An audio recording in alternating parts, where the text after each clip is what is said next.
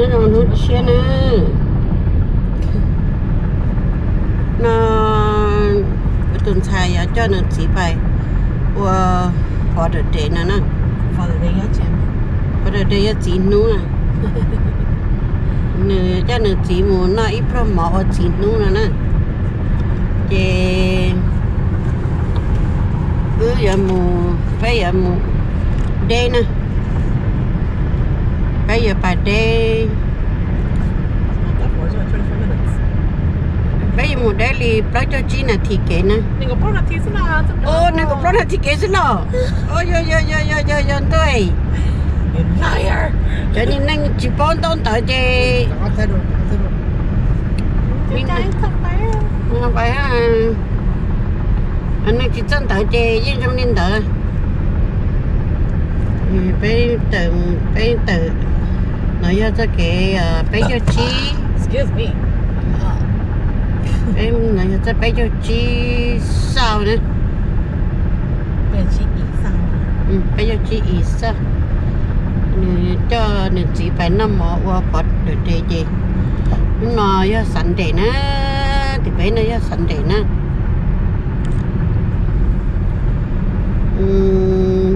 nó đông son chăng này nó chả có chỉ cố theo thế thì rừng gò li vô lần na chơi bóng đèn thả bé lúa xứ tuôn cho lợ hay chỉ là na thiên nè nè sẽ có lấy con này là lối tổ chắn này cho chúa làm một cái nó đủ bộ ít như la mình chỉ nữa cái nhà thì mình sợ nó cái sản phẩm này nó nào có chỗ số đó nó ta nó có mổ hay là cú hiến rồi hay là mổ hay là cú hay là đi tàu nó vả như nó lạ nó half a mile keep right to stay on I-35 east south. cái chẳng phải nó bé tao kẻ mua nó mỏ nó cái gì đấy cho nói là chỉ bố bé biết thay tao chưa họ rất là họ ok mà như là rất cho chọn câu này nhỉ ô như tao giúp rồi là tao chạy theo mình chạy I-35 east south. get off your phone giúp rồi là nó cũng không xuyên thả đi nè Continue on I-35 east south for 3/4 of a mile. cái bé mình sẽ tạt láng xe bỗng nó trong tia giờ là chỉ chọn câu nên chỉ biết thay lại thế thì là phải chọn câu chỉ biết thay tao cơ mà cho kiến có ổn In half a mile keep left at the nó fork to stay on thầy cho I-35 east south. giờ chỉ muốn nó mở chỉ bé muốn nó mở tạt láng chỉ có cái này đeo lên không ê da bữa lắm rồi nó cục cơ nữa rồi chỉ muốn biết thay phải là cho chứ nó mở gì biết thay nó nữa dạ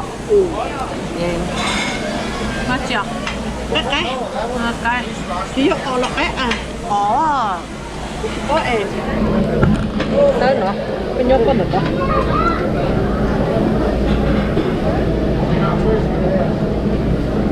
mình đâu chơi cả có được lăn nó phải to cấp sao ở rồi vô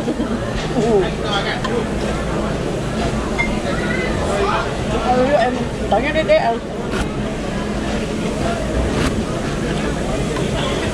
tao nó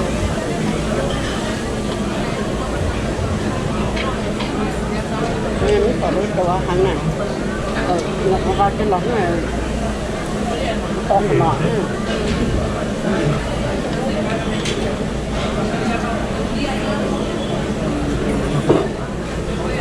giấy phép đấy là còn chết tao chắc có rất mà nếu nào lên nhất sản này đó qua để nào ít nữa đó nó nói nó cái nó mò nó lo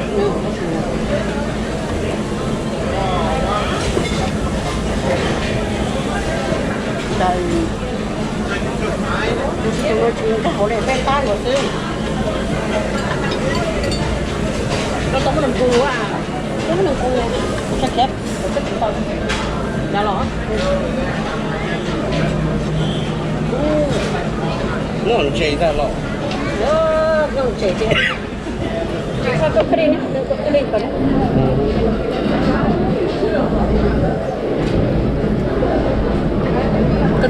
cái này là cái không bị được á. Như这么大的等啊， Chỉ cái tật đi. Chỉ cái tật đi. Còn những cái tát này nha, còn chỉ mua và để cho bảo bối không được. Chỉ mua ai nè. 我阿姨好， Không ai đâu. 阿姨好， Ai chơi chơi hả? 阿姨大哈，你是这么大的好不？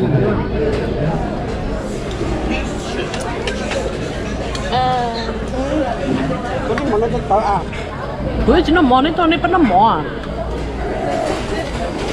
Xếp cái Nó mò cho nó mò khó cơ hả? 不是啊， cái nó cho nó cho tớ. Chỉ nó. Xuống này. Để có thể chỉ nó mò nó nửa đồ à? Ừ. Nó mì à?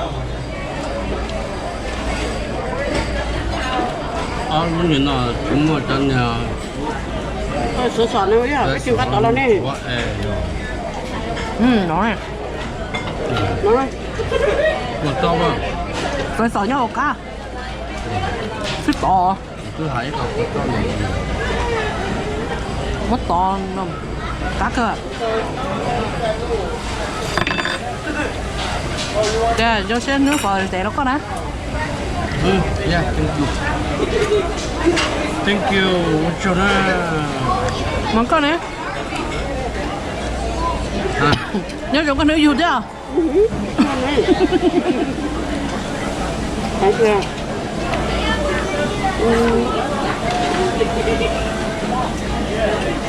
Nó có được chứ và tôi ít ngoài rồi. Xin cha. Xin lỗi đi. 这， Được chín cha rồi. Thì cái xe của nó còn vui. 妈妈要狗下飞了， Nhưng mà nó có gì không? 那么只能付就老给他Dạ, 下飞了， cái chiếc sáng này. 我给都晒下来， Ồ, chắc của chị có những cái xe của thay nè. Rồi, để những cái xe của nè. Cái này tao lấy à. 要不什么路带到，这里是， Cái gì mà lúc đi đó. Chị cho mày lúc đi rồi. 没挨， Cái đó là cái lòng ok nè. Nếu chị cho đi cái xe 10 em đi á. 靠起饱啊，那种啊， Bây giờ, Nếu chị cho đi. Nếu chị cho đi. 弄这路里边饱， Thì cho được xin. 那种靠起饱， đó. 要跟我老公， Nếu chị cho đi. Nó để chị xa tỉa đi nó bỏ luôn. Ồ, chị nói là chị sẽ để của cái phở. 要跟我老公搞么个只饱 Có， đấy hổ dây cũng làm chưa? 我全部都是搞么个只饱，要么是搞长么只饱， Cái phở hổ dây nó làm chưa?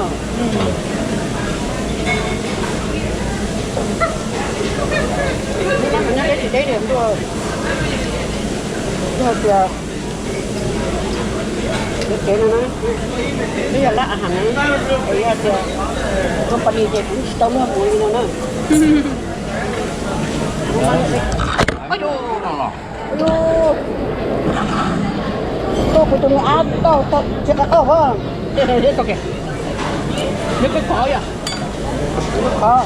哎呦，然后那个， Nó có tập tin còn từ nó cho nó đến bóp rồi mà nó bóp rồi nó tỏi.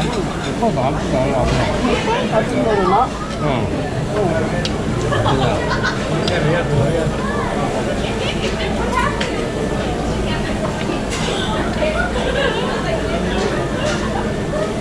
Ví dụ cho bà mà bây giờ tôi cũng rất là sợ cho nên nó cái cho nên nó chỉ là cho là tôi nói thì tôi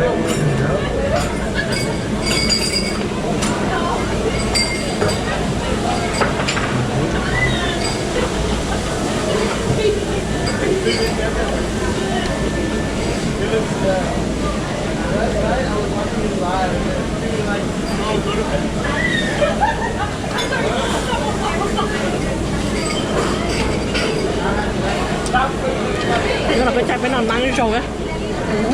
Chai này rồi.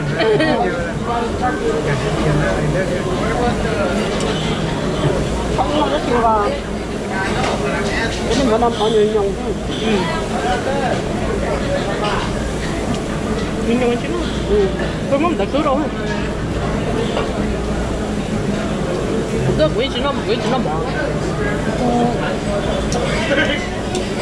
cái thằng tôi ăn nó cũng nó coi kìa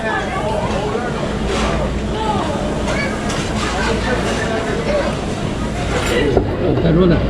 Hả? dạ Ngon. Hơi rồi. Nó phải để sao? Hơi liệt đi. Liệt đi thế nhở? Chú con tóc à? À, chú con tóc kìa này. nó mà nó cũng mất cánh Chú con tóc nào nữa? ôi ôi chị con nào đó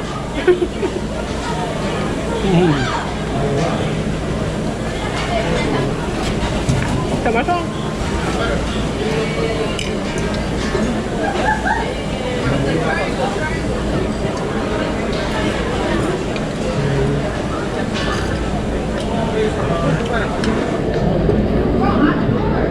Nó mà bóc kìa. cái bút tôi để thì tôi để xa chứ hả nè Thì nó bây giờ cũng cá thôi. Ủa mà bên nó mà giờ Còn tao nhỉ? ở bên tận tận nhỉ bên nó là dạ cái nó bây giờ họ giờ cũng cá lại nó là biết thì nhớ lại cái tụi trò nhẹ với ấy trời này tại cái mất cái vấn đề như vậy các con á như vậy cho cá hơn chữa tăng lên nó này rồi nó trò như kêu cái chuyện anh tôi hay cái chuyện anh tôi muốn đi tôi chỉ đua thì nó còn nhớ là hút sạch thì nó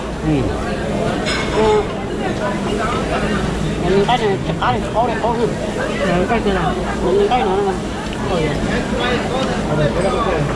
không có tôi chỉ tao đây Cái gì nói mà mình nói chơi đâu có nó. Đi có nó. đâu là nó Đây coi cho cái chỗ bé. Cái này cái chẳng. Nắm mi nó là nó đồ nó là cái mông cái thứ đó là ăn đi kia cái nào uống được cái nào uống là cái nào chấm mi coi là cái nào chấm cái nào chấm lò mè còn mình lớn đâu á lò mè lớn đâu mình ăn rồi chấm mi đó cái chấm mi đó chấm mi ra còn mình ra cái lắm à cái nó mình đây nó mình đây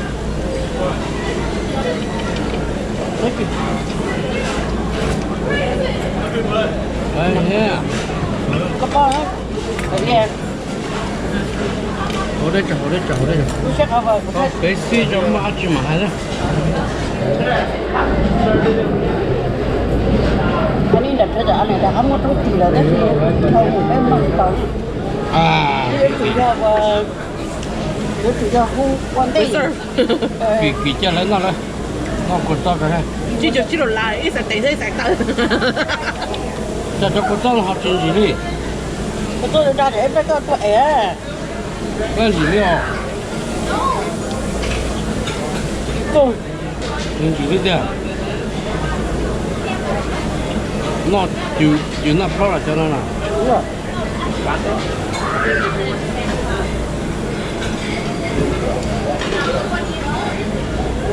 nó là cái chuyện đó bao cái gì nó nữa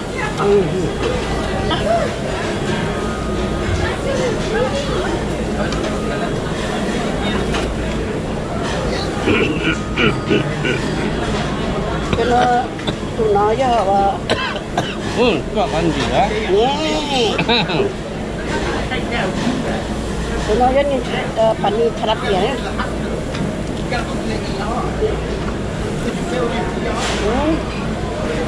cái gì chịu ốc con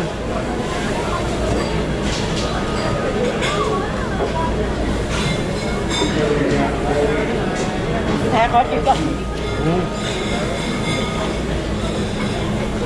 cái tôi đó tao mất tiền đúng không cái đúng không đấy cái tụi tiền đấy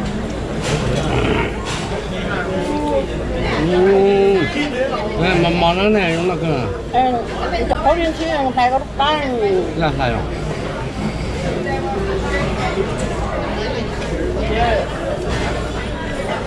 cái này được tính rồi chính thức có cái gì là thật khéo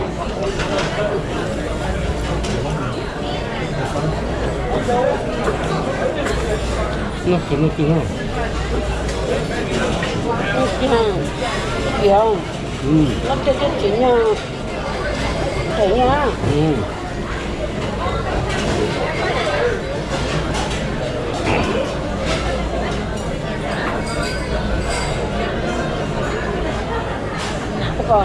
Cái bò đây cũng muka con này busa lấy ra đấy, busa hay đi, wow, muka cái lấy giá làm gì?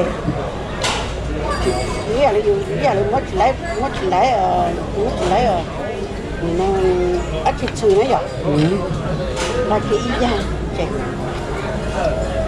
Tôi chẳng qua cái chung thêm mấy nữa. Trúng à, hôm nào đó trúng à? Dạ.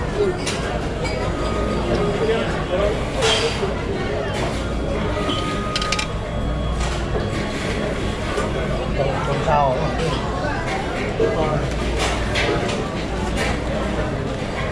Cho nên cho chịu mò thế này chúng mà khó rất từ từ ra rồi thế nào thế mình là này có liền nhớ nào Không, để tôi tới thì mất nhiều nó có hơn. Ở trên đó, cái chuyện nha. để sử dụng thế nào thế là lo tệ thế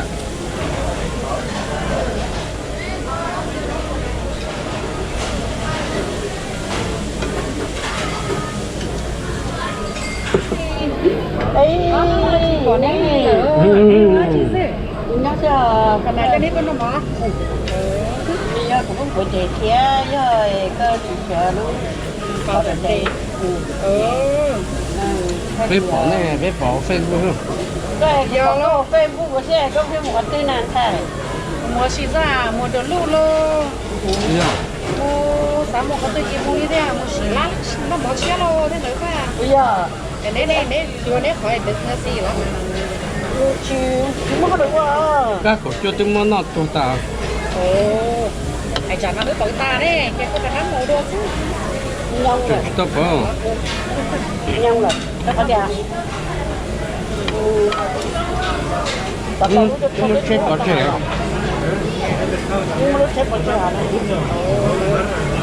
nó chết có trẻ rồi cái gì số các chỗ không cứ lo tụi em biết tuổi cái cái mồ dài lý nào bây giờ cái chỗ được muốn tôi chỗ bắt mặt đây là có chỗ đấy lỡ phút luôn rồi sao á đó cứ bỏ nó xài lon cái tầng đó lon thôi anh chị con nào nó chơi cái thuốc ngủ bây giờ cái là một tập cũng chưa có tao nhưng đó chơi lớn cái phải chơi một cái phải chơi lắm mà cái nào rồi mới chịu nào cái này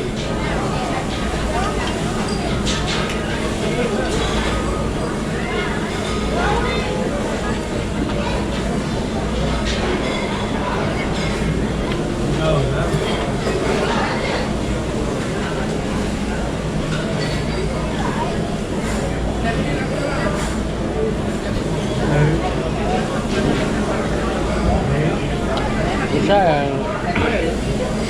người ta YouTube này cho nó ở đây rồi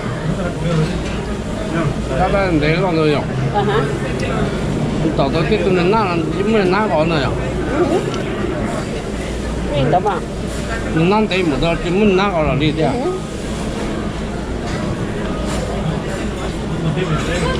nó chỉ đi mua là đi ra ôi ra đặt có thể rồi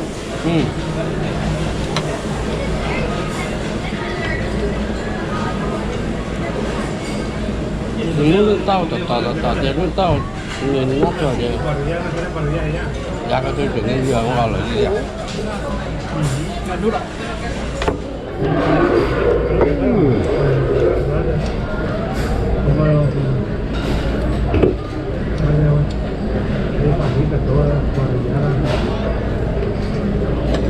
chưa chắn nó tao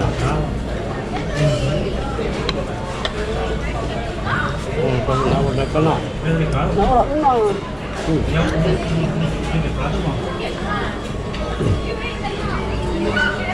ăn lên cho nó tả chuyện năng treo nó người ta đó đâm nhiều nó về nè cái chuyện chọn kìa tôi nói hết trường tôi là nói với nó tôi giữa cái chỗ không có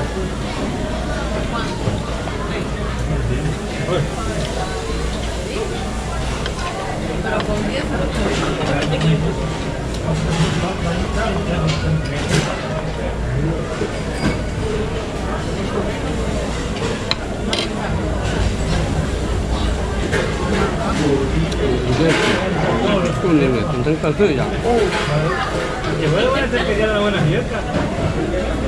nó trên cái miếng lao tà về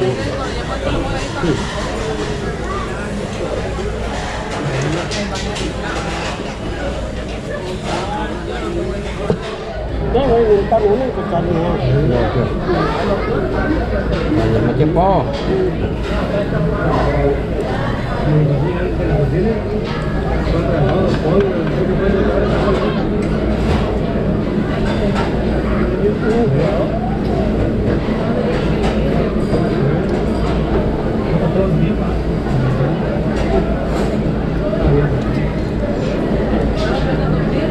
tối thì chồng về cho tôi cho này ạ đặt tiền đó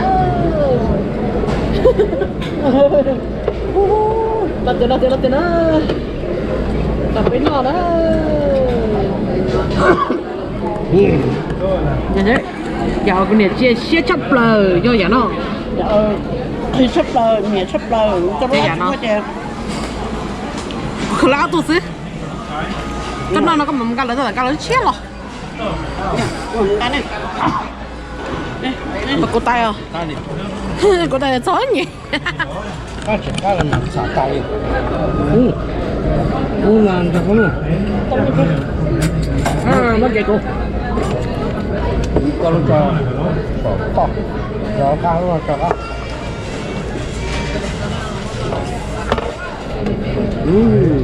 Tới phần đây rồi, mất phần đây là chết. Lại làm mà. Cái nào tại nào cái tỏ.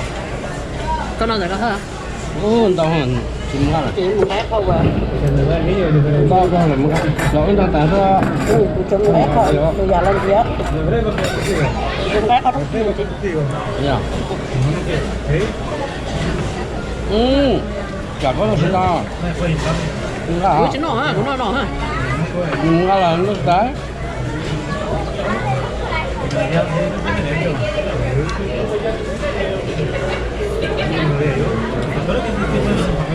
cá lớp bao nó có một cá lớp bao nó có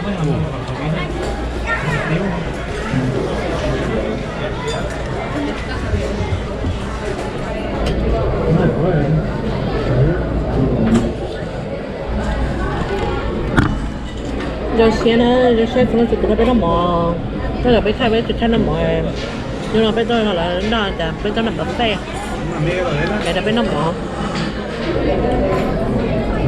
xem cái lá này phải đưa lá sữa cơ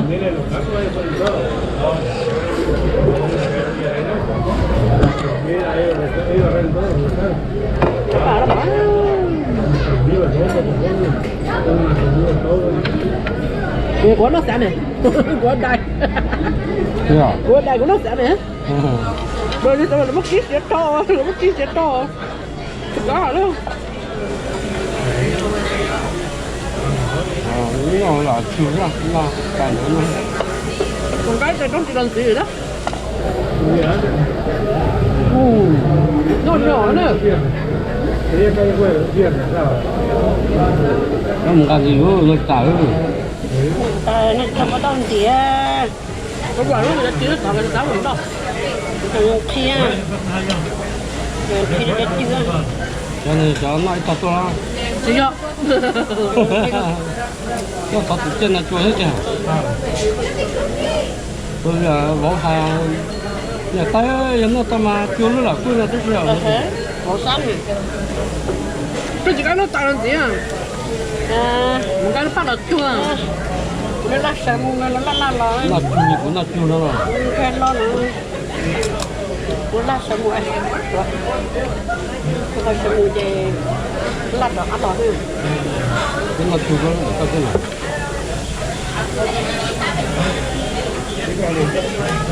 Chuyện mong cái nó là cho nó là người món nào nữa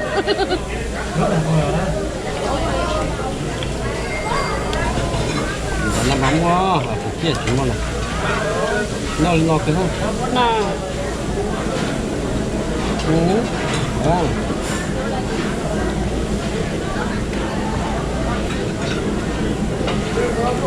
Rồi cho xe mày nó có xe trâu. cho mình nó mới sẽ đấy cho mình lâu tao ác cơ Không dám mà. Nó mới xe trâu. It's too dry. Nó mới xe nó too dry à.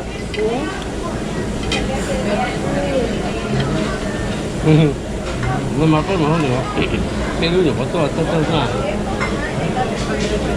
nên là một cái cái đứa là nghe sai chút rồi đấy thì chúng mình đừng có tại đây rồi đây là rất tại đây cái đứa tì lông đứa tôi lo được rồi cái đứa tôi đi tôi chắc phải là cả nát tè mà chúng ta nhưng mà là cứ rất tối đây cả tôi đây đó đã mà nó tì cho đã ai bảo tôi chắc tổ ai bảo tì lông tôi tỏ tôi ai bảo tôi đây tỏ tôi tôi rất tôi nữa tôi ai tỏ nó thế tì đã đấy Chưa thì con ra. mà lập tên gửi mà có như chưa mà chỉ có qua Bữa giờ đó. Cái này tôi tại đeo ra nó cái tôi tại trên đó là nó chủ à. người đi chơi chưa Cái là trên tôi tại đeo hơn. sao người chú bố đi tỏ tre ra tỏ đây nữa à Cái là sao? người lên chú bố đi và apa tu nó có cái để nè Bukan. chúng nó mặn nói cái tiền tao nó cái tao tao đấy nó không chỉ nè nó tên là không chỉ mà Cái là xem nó chỉ sẵn thôi. mặn nói nên là chỉ làm một cái của bố đi chứ mà nên là cả liền nó không được Để miễn đó nữa. đó là một cái chưa Đâu có. Mình nói bảo đi train ta à. Bây giờ cả nó bảo đi chỉ train à. yeah Ừ.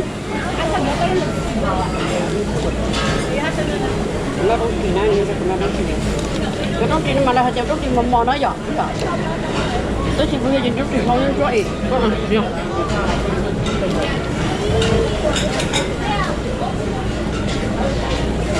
nó có những chụp trên ha nó đó chỉ để mà rồi nên nó thả rồi cái nó thế cái có cái thả cái nó tao chỉ hôm mà rồi cái nó đi tao không bị đạp gì rồi chỉ chụp phong nhân chơi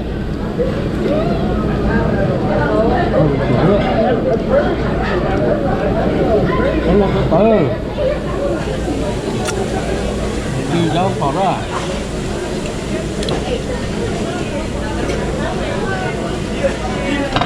nó mà nó cái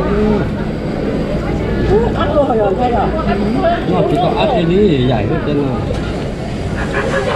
nó ta nó chơi cho nó chỉ cái đầu thế nó là thử cũng là phải thở lên mà không cả tông hay kia thở trên tròn tràn thế nào yeah Cái đó có nó xem mày nói rồi. Đó có nó ta xem mày nó ta.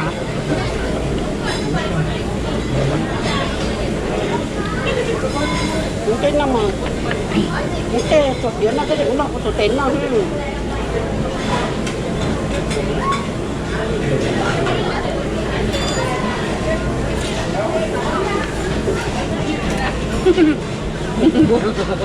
mà đi nó ra cho đi nó chào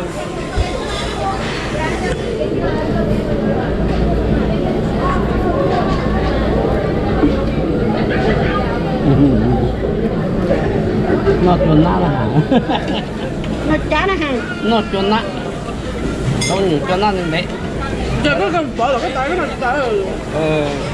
không phải là mà nó Lọ.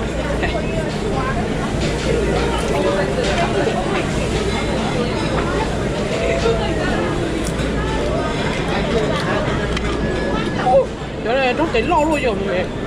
đúng không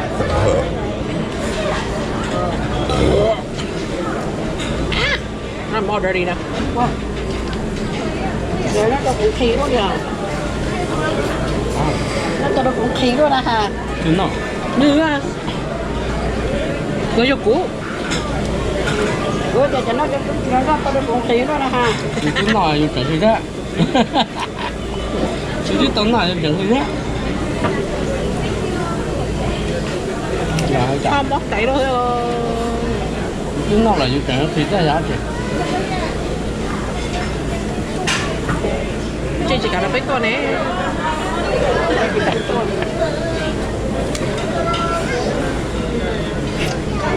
Nó giật thế.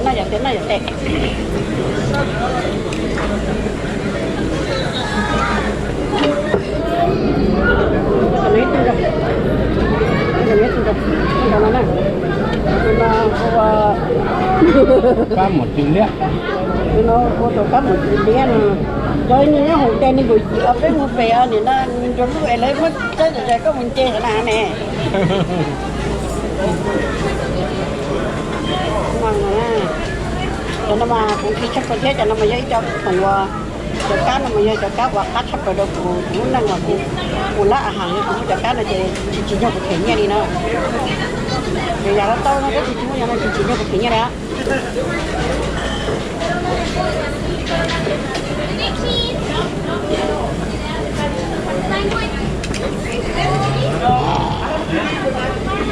Nó chỉ tàu lo.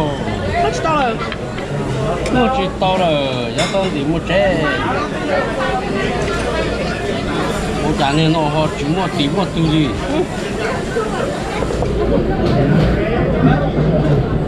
Nên nó từ từ tung tao rồi.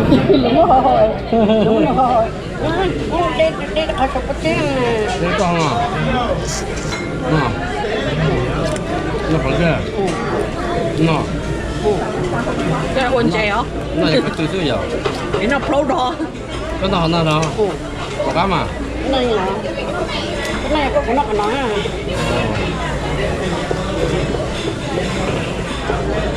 Có là nó có cái gì. Ôi trời. Ê, tôi thấy chứ đó. Cá thì cho nên nhỏ cái này nè. Yeah.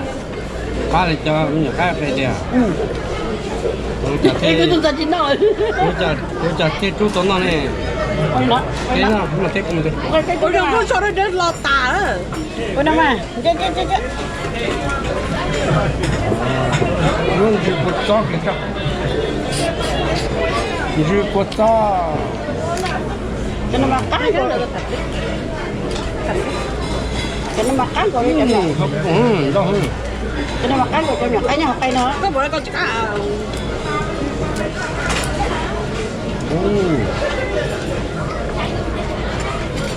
Nó mình cái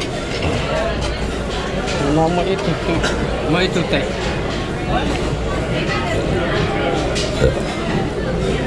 Có nhà thấy con chơi của thấy con cái con nói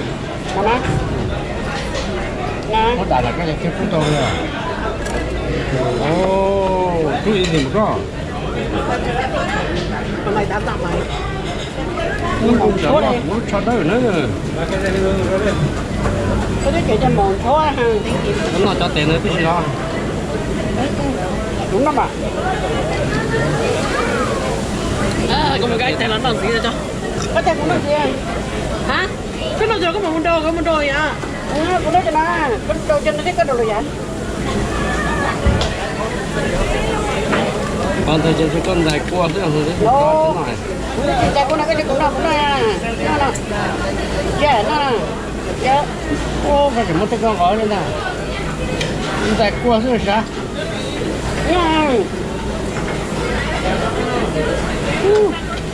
tại qua tất cả chỉ trong nào cái chân nhập cái nhau cây này chỉ có tất cả nhập các cái mà tụi nó tôi có chắc à tụi nó nữa chỉ có lấy nó nữa tôi có nó chỉ bây giờ nó còn để bây giờ không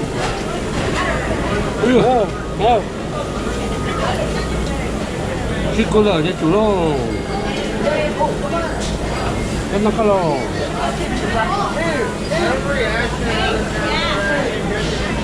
ô nó tại cái ta đâu rồi à tôi trên đèo thì chuyện nó nữa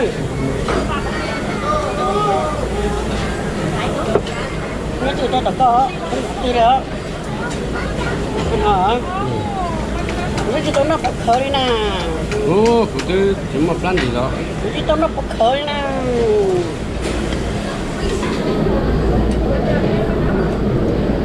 nó phải cả một cái là อือหือ được ta ô cái chỗ khó tại có thế à dàn tao nó liều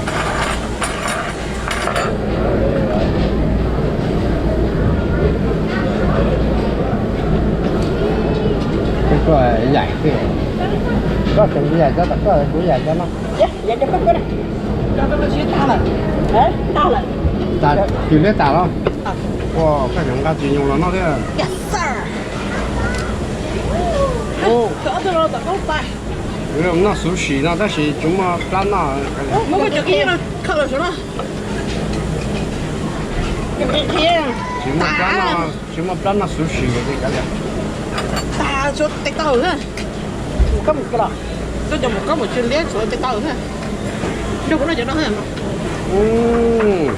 một chỉ lên nó cho nó gì mà nó các bạn các này vậy nó kém đã sao đâu có nói cứ chạy là cái đâu có nói cái không biết cái thầu này để được như chỗ đâu cũng nói thế là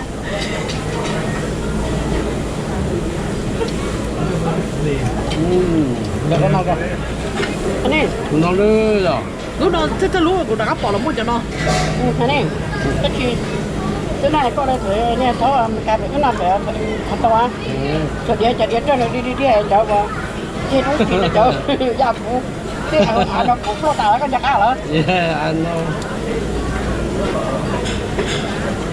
nó mà tiếp tục té ó hoặc nó mà té mà tao lúc nói đó kia bé mà có bỏ phải cái con nó hay của nó có nó có tàu cái rồi kia cho ta của nó nè cho nó nè ta của nó lâu nè cái kia cho ta thế nè ta cho nó chỉ có con này rồi cho nó tí rồi cho nó lo rồi được nó còn trong đấy nó này con rồi cái từ chúng mà phá bé nó cắt cây nữa cái của phá cái gì của phá không nó phá đâu cũng nó ai mày cả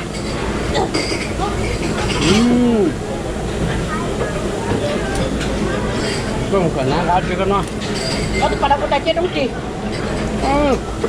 con mình có sửa tay ra không mê lên mê ra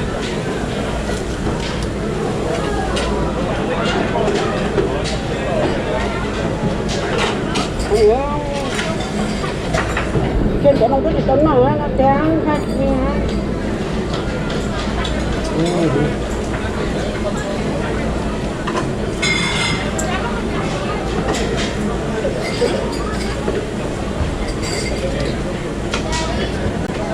nó từ chiếc ót rồi nó cá lấy cá kỳ nó đó nó cá kỳ như con to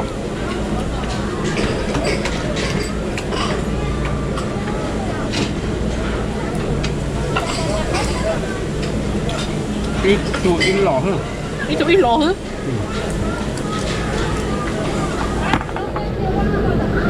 mua được ok cho nó ok xếp bọc khá cái nó kêu nó hay chỉ nha ai sợ cái con nó ít tay tao ít tay tôi sợ nó có sẽ chính nó thế như là như mình nói ha có tại nọ à thế như là như mình nói ha cái cả yêu trò thứ người ta nói tôi nói cái phúc ra đấy à wow tao nói rồi mà plan gì cái chuyện ra để cái lá kia nhìn nó mở món tôi nó mở chỉ món pla mà nên cho pla rồi nó mấy gì là cho à bên nó mình tôi tìm cái trâu lại nó lên đó rồi nó có chuyện hay kia cái chuyện nó cho đó nó có hay kia cũng nó là cái cho nó phúc ra có thể lấy cho nên nó mở món tôi nó mà mẹ cho là pla là vì cái cho xí để cái nào wow mà giờ Bây giờ mất đi mấy giờ mà ăn nó rồi. Đang cái nó có ho. Chẳng là chỉ bỏ tao này đào cắp bỏ tao. Dạ. nó đang khai Chỗ nào có cái gì? Mày chỉ mất chấm mi mè, mất chấm mi lo tao hả?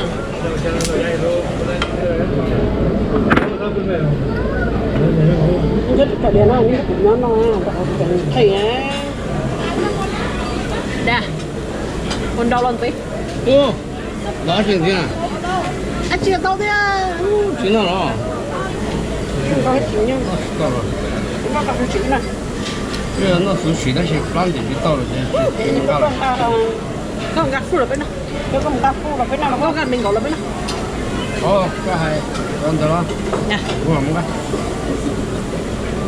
Cũng sẽ ý tệ của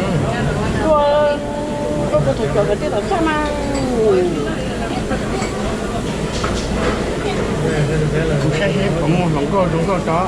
cái đó nó hại rồi tuổi rồi đó. Nó trên này giao đâu con nè. cái bây giờ nó xem để cho chúng ta xả Như nó từ từ, như nó là, như nó như xe vui mà. hay bỏ cú đấy Như là tí tiết thế này rồi. hay bỏ cú à Sao tiền như xe vui mà. Như tí tiết không giàu. người ti tiết chúng ta chỉ to con người ti tiết về Hey, I'm YouTubing. Don't talk so much. ada kami mình con Như nó này. con nào của chúng nó cũng chỉ nào chỉ có một set con nào cái bỏ của nó cũng thay đổi phải không Người ta chỉ đi cái bên này. Cái chỗ đó tôi lọc. Lo ta. Rồi, giờ tôi lọc biết không là ra cũng một ba. Sushi là cái nào? Nó tí chắc em cũng nó có nó thôi. nó cái Rồi mang cọc. Mango. cô tưởng cái xe chở nó cũng đang hay nó còn chưa nhiều nhỉ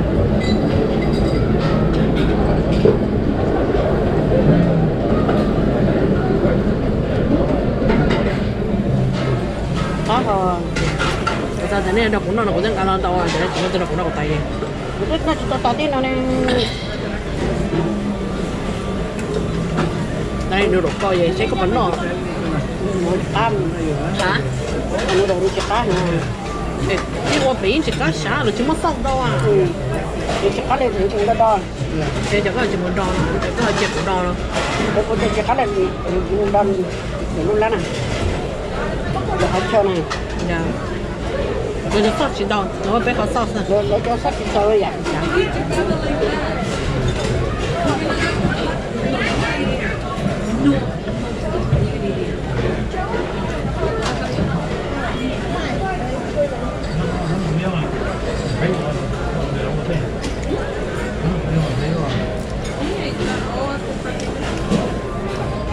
bây giờ nó chỉ đi hơi chậm một kỳ trang nó được như tôi là mạnh đâu họ đã ta nữa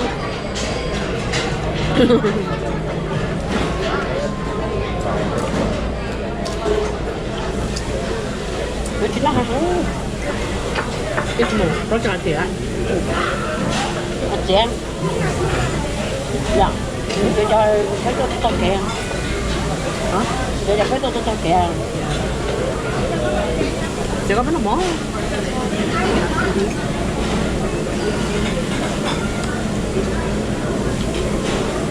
Rồi có gì đang cầm chị chứ? để nó Đó là hàng. Nhá tôi à. Đến nói đây chỉ còn nát, nói đây đến đây còn nát. nó tôi theo cắt thôi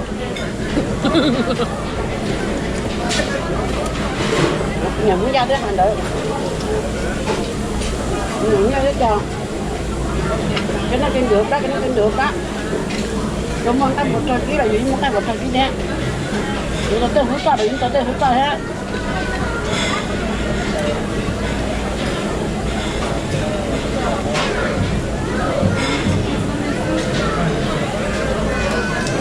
Quên nữa cùng khí đi trời mong. dạ Con lừa á.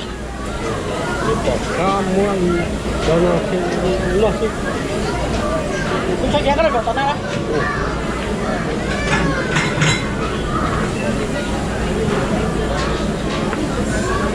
Này, cái đó là cái đất của cái gì? Cái đó là một cái sáng này. Được chưa? Đấy, nè. Cảm ơn bạn. Còn không? Cho cái vừa giờ vừa chỉ tao nói chè. Thì tao có không? Không dạ. Cha cái chỉ cũng nó chưa cái gì cũng nó rồi à. Đâu cũng nó ta, cái gan đâu là tổ chức nó đâu cũng nó. nó có tủ chứ. À tủ rồi. Có bao giờ phải rõ chỉ một chỗ nó á. Yeah, phải rõ chỉ một chỗ nó.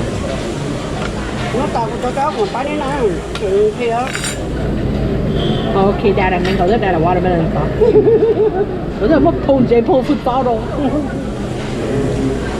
Cái bún có là đâu rồi mấy này đó. Yeah. 碰见碰不到个来了几đâu. 我在问。都拿着。 Không cần.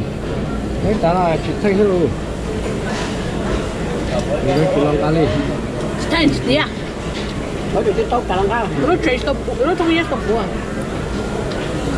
Thấy nữa. Con chỉ kế chả đó. Nóจะคัดเจ้าซัส À. Nó đó khá đâu à. ย่อยๆกันเจต่อเนี่ยกันจีไปน้อย Nhưng mà cái này cái đó thì nó cho cái ăn tao bây giờ. Cũng mẫn đấy, nó không cá đi còn tôi là mới thông tin nhá đúng rồi bây thông tin nhá bật cái cho lại Cái này vào đó khổ này nhở. nha Nhưng mà nó học cá đi hành nghìn rảnh rồi ta đó. hả Hai cuốn này. là chỉ có em nó tặng Có tài chế hồi linh ta tặng. Nhưng mà cái món nhớ để nó gì làm rồi. online sọ tỏ tập lời họ tập lời về cái trong lời lên đầu Cũng nên đâu rồi. Chứ có hàng ra, tôi gì cho bé mà tôi nó. Cho bé mà, tại vì nó fly ăn gì em đâu mà nó tôi một cười cho đi để lọt rồi cho lúc tôi xử lý mà đâu tại tại everything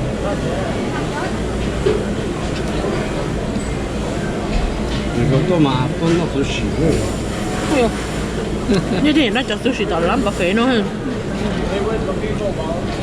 ta chỉ chúng mình có xử lý cái chị biết được qua bà mẹ cái chị biết được qua cái biết được có nhà nó cho thế đó đó món này bắp lén à món này Tôi nói tên là con. có chuyện gì chưa Cái tốt đó cái biết gì á.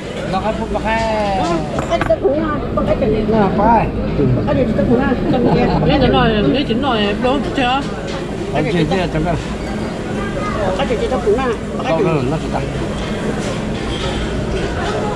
nó có đó Nhá, một. em sao đàn rồi nó có có bao nhiêu tiếng đây này Thank you.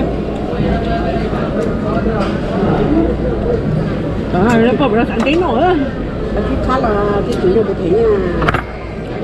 cái của nó rất là cứ lọt rồi cái phần món nó bánh ta bé lên ra sao cho sao đó là nghe tiếng nghe loài vật chơi mà chả lá rồi Nó nhỉ cái hai tia. có tôi cho chả lá Ít bộ đó là có như là online này, chứ ít sản phẩm to online rồi. rồi Nhưng mà có thể thì chắc là nhất là thăm bàn này. Đi hành đấy. rồi tôi cho chả lá thôi trời ơi thật sợ đó có đi liêm phòng chế không có chó này đi liêm phòng chế nó không có chó rồi không cho chế đánh nó có cho Cái chuyện luôn chứ cách chưa nó cho phụ luôn có cái này chị có có chị phải phút 6 đâu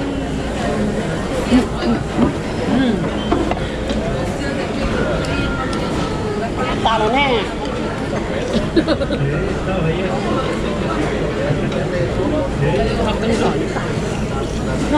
nó có Con gì cũng để cho tao cũng. 那那是干家。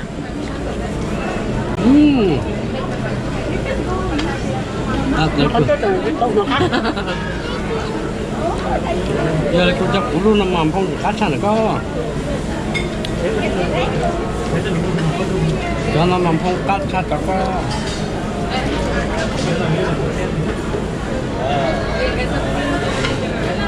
你老好，老个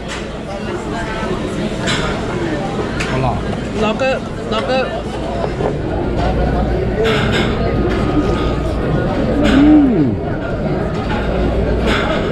葫芦不能扔了就干了。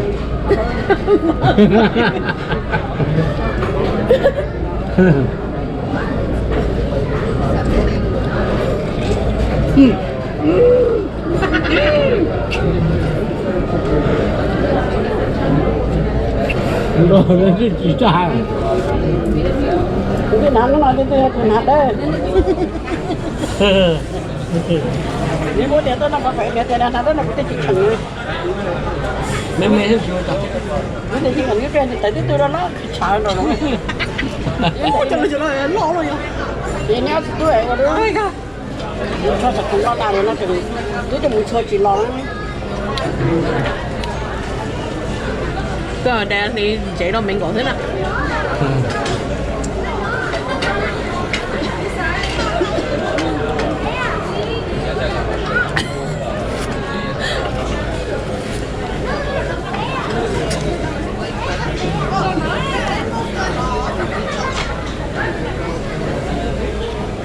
Nó chả có cô được cái chúng mình nói Giờ có ra đâu rồi, không có đâu. cái mua à. Cho mình có chút xíu à? Giờ có ra đâu, có là có cái ấp vào cái nào chọc vậy?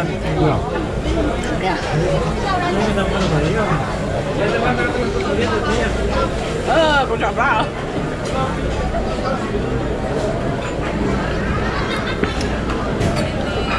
nên nó không có ai nó nữa Một cái tay có cứ luôn đó.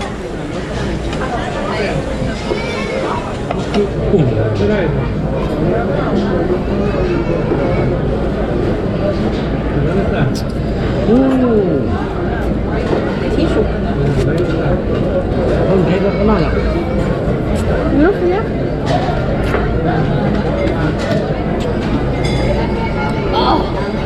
à chưa mà cô mà bây giờ chắc thế phải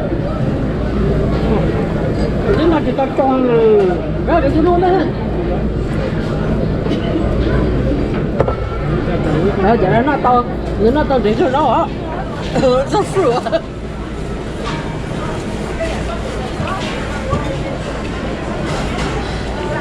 Nếu mà cắt thì chờ watermelon ở đây. Nó cắt rồi. Cá rồi hả? Thật rồi ba. Không nói nữa. Đâu rồi? cái năm một hai lọ kia Uống hai cái sẽ đến nó hả?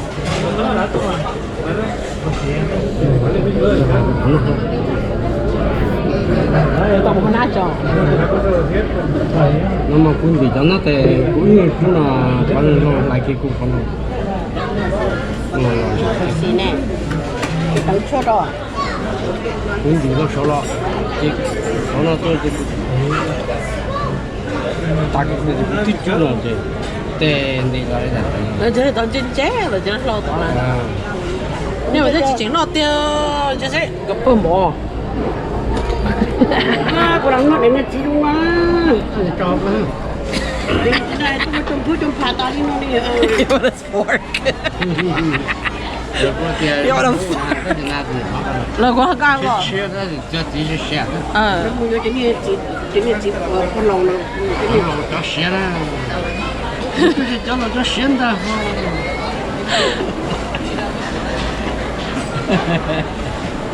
Ôi ôi À, cho tấm rồi. cái mà nó chỉ tao. Cho nó cho xe đó, cái chân nó cho đó. Cho cái em mua đây. Cái này cũng nhớ là nó phải đi hết đấy. cái chị nắm được nè Lùi gì tao nó thôi mà. Tất cả 风手动了，那叫风手动了啊！ OK，耶，上路了。没了，经济了。 Bây giờ mùa hôn á. Có ít bạc cái gì cho nó chỉ máy. Nhưng mà bên mùa hôn á là tao cho mà mua. Dạ mai à. Nhiều mùa hôn Thank nào you. cái gì chơi là một cái rõ. Nhưng mà thì mùa nhưng mà nhớ nó. Mà có một giờ tiền thế nào? Món nào đó. Một chém á. Số lượng gì cả thế. Give me the map for me again. You want your bag? Here's your bag. Okay. Tờ sắc ở đâu đã nó? Món nào vậy phải chơi đi sao? Yeah. Okay. Chúng nó kia rồi, chúng nó cho của đám nữa. Only $2. $2. How about you have ba? Chứ không mà. I don't have cash. I have. Có đồ là những cái mấy đồ này chị cũng What? Cho cái 5. có mấy đồ này chị. Mua phố này tàn ra. You cho cái ta ra còn có hơn. Tàn ra. Give that for the girl. She's pretty. It's all for you. Okay. I said bye bye. Nhưng mà chị chỉ được của tụi mình cho cái con nông ngọ chỗ nó cái gì đó nó là nhà phát để nhà tiền đâu nè cái chỗ nào tiền nha cái hay na chỗ đó của tụi nó bị na ngủ rồi